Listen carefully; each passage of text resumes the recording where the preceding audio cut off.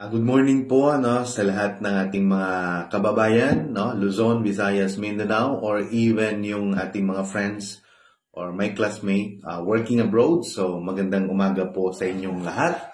And to all the viewers who are loved by God and called to be saints, grace and peace to you from God our Father and from the Lord Jesus Christ. So kumusta po kayo sa araw na ito?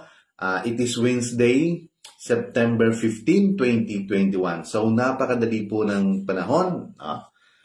Nasa kalahati na po tayo ng buwan ng September. Amen. 2021. So, for this morning, I'm gonna read to you about the book of John, chapter 11, verse 1 to 5. So, yun po yung ating passage. Today's scripture. So, yung heading po na ating Word of God, it is about the death of a promise. Amen. So, sabi po dito, in the book of John, chapter 11, verse 1 to 5, now a certain man was sick, named Lazarus of Bethany, the town of Mary and her sister Martha. So it was that Mary which anointed the Lord with ointment and wiped his feet with her hair, saying, Lord, behold, he whom thou lovest is sick. When Jesus heard that, he said, this sickness is not unto death, but for the glory of God, that the Son of God might be glorified thereby. Now Jesus loved Martha and her sisters and Lazarus. Amen. And her sister and Lazarus, rather. So, yun po ang ating passage, So, sabi niya po, yung pinakabuod po, o your pinaka-essence talaga, na sinabi niya po, this sickness is not unto death, but for the glory of God, that the Son of God might be glorified thereby. Now, Jesus loved Martha and her sister and Lazarus. So, in this passage, Jesus had given a promise. Amen. So, sinabi niya, ulitin ko po, this sickness is not unto death. But then, things seemingly look a wrong turn, and Lazarus died. So, sabi niya po, this sickness is not unto death. Pero, it looked a wrong turn, and Lazarus died. Pero namatay po si Lazarus. So Jesus apparently did not get there on time. Parang hindi siya nakaabot doon sa tamang oras kasi namatay si Lazarus . Amen. So in Proverbs chapter 13 verse 12, when hope is crushed sa ating pong buhay, yung hope natin, yung dreams natin, yung buhay natin mismo was being crushed. The heart is crushed. But a wish come true fills you with joy.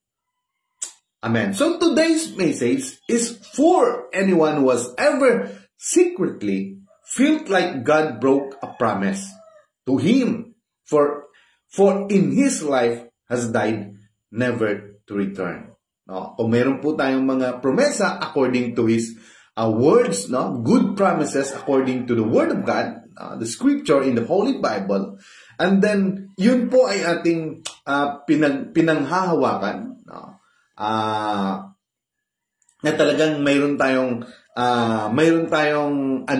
tayong hope doon, and we believe that God will do something big or amazing things na gagawin po sa atin. Pero yung mga promesa na yon, umabot na lang tayo ng 40 or 50 or 60, yung edad natin, pero hindi pa rin nangyayari.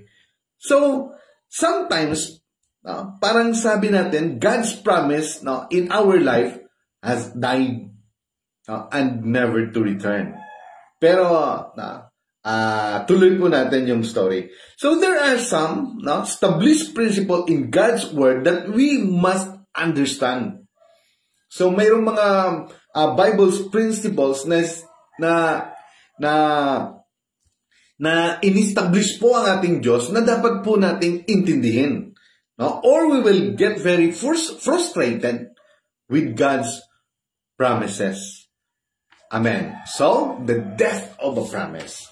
So, number 1, na dapat po natin i-considera, na according to the principles of God's Word. No? Una po, God's timing is different than mine. So, iba po yung timing ng Diyos kisa sa atin po.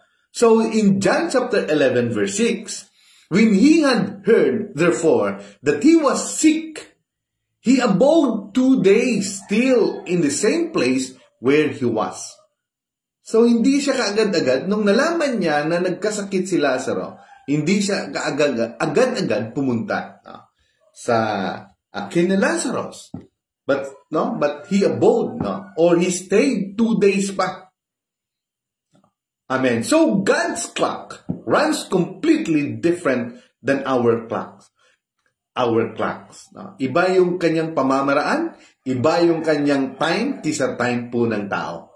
So, he was two kinds of time. So, mayroon po siyang dalawang oras. Una po, yung Chronos, which is the regular chronological time or the planting time. And the Kairos, which is the opportunate time of visitation or the reaping time. So in 2 Corinthians chapter 6 verse 2, behold now is the accepted time, behold now is the day of salvation. So in Galatians chapter 6 verse 9, and let us not be weary.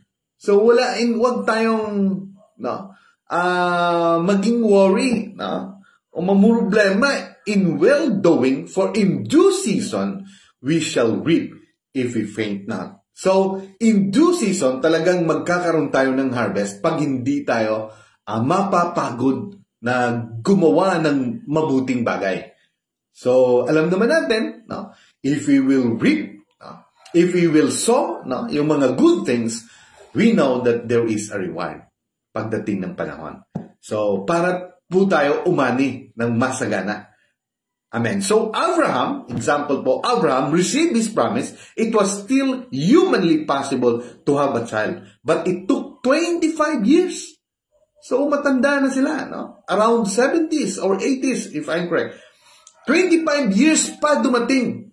Yung promesa ng Diyos na magkaroon sila ng anak, pero 25 after pa bago sila binigyan ng anak. So, 25 years of Chronos times before his Kairos time arrived.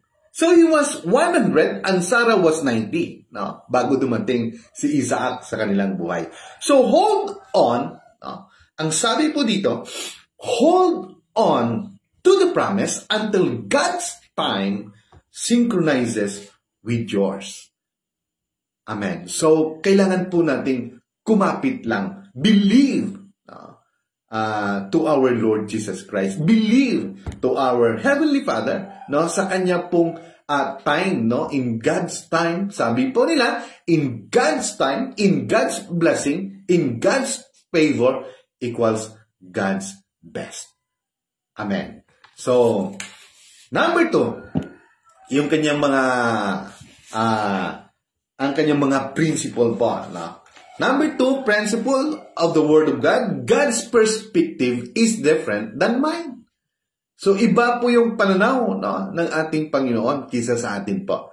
So, in John chapter 11 verse 11, our friend Lazarus sleep.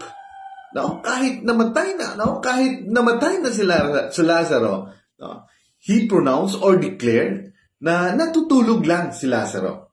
Sometimes, our dreams, our desire sa ating buhay, at the age of 40s, at the age of 50s, sometimes ang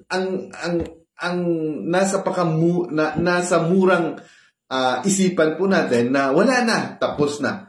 Wala nang pag-asa yung ating mga dreams or yung ating mga desire sa ating buhay na nakastow po, nakatago po sa ating heart.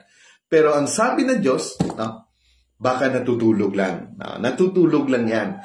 So, but I go, no, sabi niya, our friend Lazarus slept, but I go that I may awake him out of sleep. So our vantage is so very limited or even all the circumstances of the present. So yung ating vantage po or possession, tama ba yun? Possession is so very limited lang by our humanity. Now we cannot see the future or even all the circumstances of the present. Amen. So God is not frightened. Hindi po siya takot or perplexed. No? Or ano bang perplexed? Parang naguguluhan. By our situation. No? Alam niya, no? Tayo po, no? yung ating po, limitado lang yung ating isipan. No? Amen. Especially, no? Kung hindi po natin alam kung ano yung nasa unahan. Pero alam ng Diyos, no? So he's, no? He knows exactly what he is doing and also what he is allowing, no, sa ating buhay. So example po, no, in one day, no, in the time of Job, no, that Job entire life came crashing down, no? Lahat po, no, na parang nawasak, no, only in one day. No, his livestock, ang kanya pong mga alagang hayop, children and property were taken away from him. No, talagang kinuha lahat sa kanya. No, his health and the love of his wife were taken away from him. Only his wife ang naiwan. Pero yung pagmamahal po ng kanyang asawa, no, nawala din. No, kasi wala na eh. Wala nang naiwan kay Job eh. Amen. So, but Job, no, could not see that God was proving him, not pushing. See, so in Job chapter 42 verse 10, sa life po ni Job, and the Lord turned the captivity of Job when he prayed to his friends. Also the Lord gave Job twice as much as he had before. Kung ano po yung mga panalangin niya, kung ano po yung kasaganaan niya dati, na lahat po na-destroy, lahat po nawala, no, was been taken away, no, in his life, pero times 2 po, no, ang binigay ng Diyos uli sa kanya. Amen. No? Binigyan rin siya ng mga magagandang anak, at saka mababait, at saka kung ano po yung mga nawala sa kanya, yung kanyang mga hayop, or mga kahit ano po, no, binigay uli sa kanya. Twice as much as he had before. So, sabi po dito, hold on to the promise. When you cannot see what God is doing, no, hold on lang po tayo. No, na kahit na sa tingin natin na parang walang ginagawa ang Diyos or hindi natin makikita yung kanyang mga ginagawa sa ating buhay. No, but it is only sleeping. No, baka natutulog lang. In God's timing. No? In our time, in Chronos time, no? Gawa lang po tayo ng gawa, no? Ng mabuti. No? At huwag po tayong, huwag po tayong mapagod because Kairos time, no? Ay talagang darating, which is the harvest time, the reaping time. Amen. So, number 3, God's method is different than mine. So, iba po yung pamamaraan ng Diyos. So, in John chapter 11, verse 39, Jesus said, "Take ye away the stone." Amen. John 11, verse 44, "And he that was dead came forth." So, namatay na si Lazaro 4 days in the grave, or sa lubnganan, or in the tomb. Amen. Pero sabi ng Diyos, "And he that was dead came forth, bound hand and foot with grave clothes, and his face was bound about with a napkin. Jesus said unto them, Loose him and let him go." So nabuhay po si Lazaro. Namatay po siya 4 days na, pero nabuhay ulit siya. So, kaya na po, wag po tayong mawala ng pag-asa, no? Even na andyan na po tayo, no, sa edad na or 40, 50, 60, 70s at akala natin na wala na tayong pag-asa. Wala nang hindi na mangyayari yung mga hindi na natin ma-obtain or maabot no, yung ating mga ambisyon, yung ating mga dreams or desire na sa ating buhay. Pero no, in Kairos time, if we believe in God, trust Him na sa Kanya pong magagawa, because there is nothing impossible to our Lord Jesus Christ. Now, call unto me and I will answer thee. No, sabi niya, no? Sabi nga ng ating Panginoon. So, there are some things that God does for us, but there are many things that He wants us to do for ourselves so that we can grow. Ourselves so we can grow. Amen. So, example po nito, a butterfly fights its way out of the cocoon. Yung butterfly po, nandyan po siya sa cocoon at matagal po ng proseso bago siya makalabas. So, in times talaga, mayroong time talaga na yung maturity, ma-meet niya na. So, lalabas siya na isang paru-paro na napakaganda. Pero kung tutulungan po natin siya, amen, pilit po nating sirain yung cocoon at ilabas po siya. So, magiging, kulang yung mga araw niya. So, hindi po maganda. Or magiging abnormal. Kung yun po, kung tama po yun. Yung kanyang, ang mangyayari sa kanyang buhay. Even in our faith, pag hindi pa tayo matured enough, sa ating faith. So, sometimes, lahat ng mga promesa, ay parang walang mangyayari. Sometimes, dinidisiplina tayo. Sometimes nangyayari para magkaroon po tayo ng maturity in our spiritual life, in our faith. Pag dumating na po yung panahon na yan, the harvest time, which is the Kairos time, mag-synchronize na po yan. Yung, tawag nito, yung time po natin, at saka yung time ng Panginoon, talagang mangyayari, kung ano yung mga magagandang bagay na gagawin niya po sa ating mga buhay. So sabi dito, sometimes struggles are exactly what we need in our life.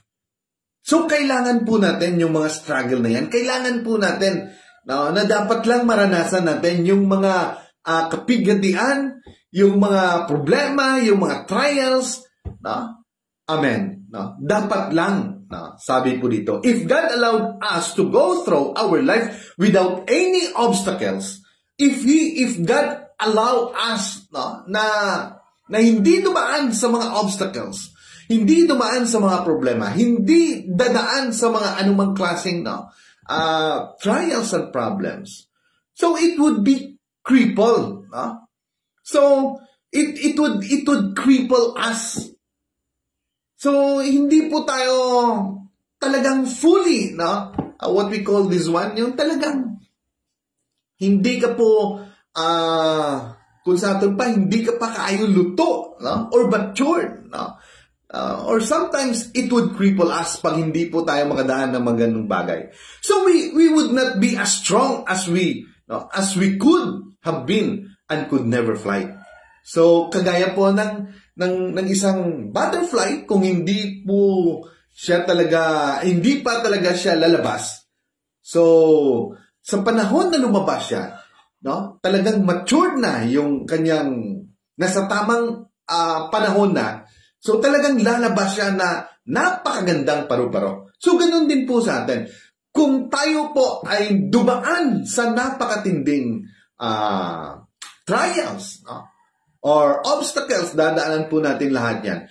In God's time, in reaping time, talaga pong tayo po ay tawag nito, talagang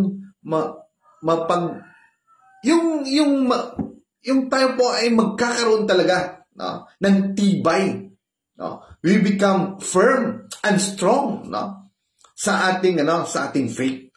Amen. Na hindi na tayo matitinag pagdating ng panahon, kung mayroon mang mga pagsubok, alam na natin kung anong gagawin natin. Amen. So, it is about character, no? Attitude.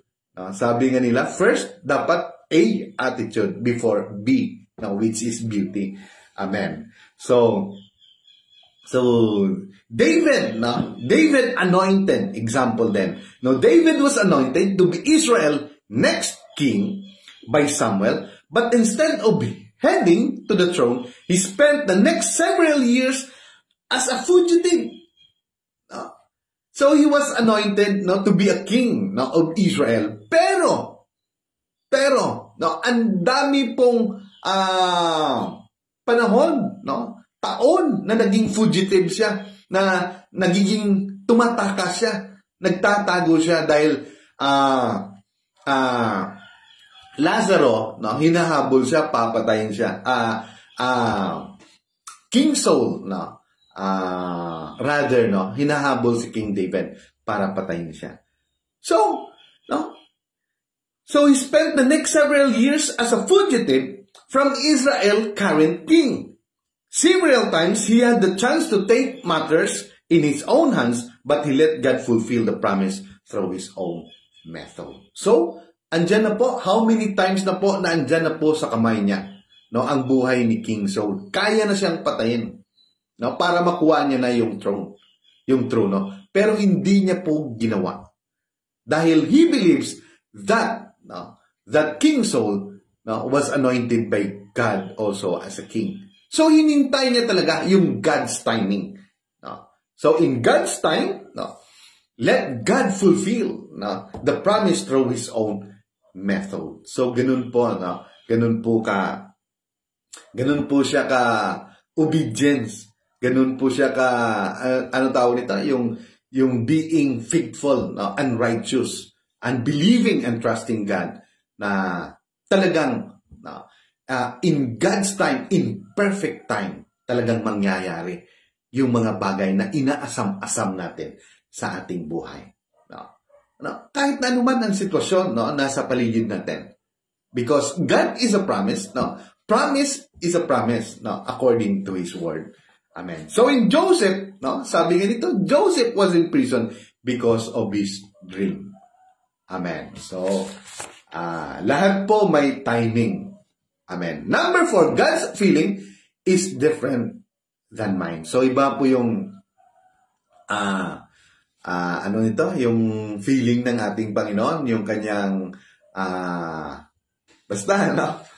Amen. So, mahirap eh. So, in John chapter 11, verse 33, when Jesus therefore saw her weeping, and the Jews also weeping, which came with her, he groaned in the spirit and was troubled. So, ganun po, no? Nung nakita niya po na umiiyak po si Mary, no, and Martha, and also, ang dami pong nakipagsimpatya, no, sa kanilang pagluluksa, no, dahil sa pagkamatay po ni Lazaro, no, even God weeping, no, yung kanyang, he groaned in spirit, at nagkaroon po siya ng compassion. Amen. Wow. Amen. And was troubled. Amen. So, in time of Joseph, example din po natin, was given a promise that his family would bow before him, no, sa kanyang dreams. Sheaves of grain, sun, moon, and star. Talagang yuyuko sa kanya. Nakita niya po sa dreams niya. So, instead, he spent nearly 15 years, no? Instead, no, he spent nearly 15 years in prison, all because others betrayed him. Can you imagine what that felt like? Amen? So, yun po ang, ang vision, no, na ipinakita po sa kanya ng Panginoon. Pero hindi po pinakita sa kanya ng Panginoon kung ano po ang dadanasin niya before niya maabot, no, ang pagiging isang pinakamataas, no, isa sa pinakamataas na rangko, no, sa Egypt. Amen. Magiging governor po, no, in the entire all Egypt. At siya po ang mayroong kapangyarihan lang, no, na talino, no, na wisdom, heavenly wisdom, no, na makapag na tawag nito, to reign, to rule, no, all Egypt according, no, sa kanya pong dreams, no, na answer, no, na talagang kung paano po magkakaroon ng provision for 7 years of famine. At anong po ang gagawin for 7 years na abundance. So, siya po ay binigyan ng talento, ng wisdom, ng heavenly wisdom by our Lord God. So, but, yung kanyang dinaranas po, dinatnan, because of his dream, ay, doon po siya sa prisuhan, na itaboy. So, dahil po sa dream na yon, nagkakaroon po ng inggit, nagkakaroon po ng mga hindi maganda. Ang kanyang mga kapatid, he betrayed him. No? Amen. So, ang daming pagsubok. So, can you imagine, sabi nga, that what that felt like? So, ano kayang nararamdaman, no? Amen. Ni Joseph, no? Na mga panahong yon, na siya na lang mag-isa. Wala na siyang madadatnan pa, wala na siyang mapagsasabihan dahil he was in Egypt, no, as being a slave. No, wala kang karapatan. Amen. So, what we cannot see, no, is that when God intends to fulfill His promise, He first puts a sentence of death upon that promise and all the ways and means by which it can be fulfilled. So, iba ang pamamaraan ng Diyos. No, His way is better than our ways. His thoughts is higher than our thoughts. Kaya nga wala siyang advisor. At ang kanyang isipan is unfathomable. Hindi matarok. No? Sa atin lang, ito lang po ang gusto natin. Magkayod ta, no? Magtrabaho ta, no? Gagawin natin ang lahat para makuha natin yung ating mga dreams. No, yung gusto sa ating buhay. Pero in God, in our Heavenly Father, amen, by His grace, iba po ang kanyang pamamaraan. Amen. So, it happened also, no, with Abraham, Job, David, Joseph, and it happened also to us. Sometimes may mga pangyayari na akala natin nagiging hindi pabor sa atin. So talagang pinapakita sa atin na talagang yan ang tawag nito, yan ang realidad. Pero hindi natin alam kung ano po, no? Ano po ang nasa likod niyan, no? Amen. So, it is about testing, it is about trials, no? Especially our attitude. So, kung nagkakaroon po ng trials, ano po yung gagawin natin? If we will remain calm or cool, or parati tayong magsasalita, parati tayong magagalit. Amen. So, alam naman po natin, no, that God is the one who control, no, everything, no, sa lahat ng bagay sa mundong ito. Kahit na yung ikot ng mundo, no, alam ng Diyos. Siya po ang may control ng lahat. So in Matthew chapter 28 verse 20, teaching them to observe all things whatsoever I have commanded you. And lo, I am with you always, even unto the end of the world. So yun po ang isang promesa ng Diyos in Matthew 28:20. So, ulitin ko po, teaching them to observe all things whatsoever I have commanded you. So, obedience po yung pinaka-importante. And lo, I am with you always. Yan po ay promise ng Diyos. Even unto the end of the world. So, Lamentation, chapter 3, verse 21 to 23. This is I recall to my mind, therefore have I hope. So, it is of the Lord's mercies that we are not consumed. No? Dahil lang po sa kanyang awa, no? At sa kanyang grasya at awa. Amen. Kaya hindi po tayo natupok. Hindi po tayo sana tayo nang pinako sa cross dahil sa ating mga kasalanan. But because of His love, amen, and also mercy, kaya po inaalay niya po yung kanyang buhay para po tayo maisalba. So because His compassions fail not. They are new every morning, great is thy faithfulness. Amen. So kaya nga po kaya nga kagabi, hindi ko po alam kung anong gagawin ko this early morning devotion. Ito pong binabasa ko ngayon, ito po sinulat ko. Matagal na. No? Pero nakita ko po at binasa ko po kagabi. So, kahit na ulit-ulitin mo pa yung Word of God, it is always new.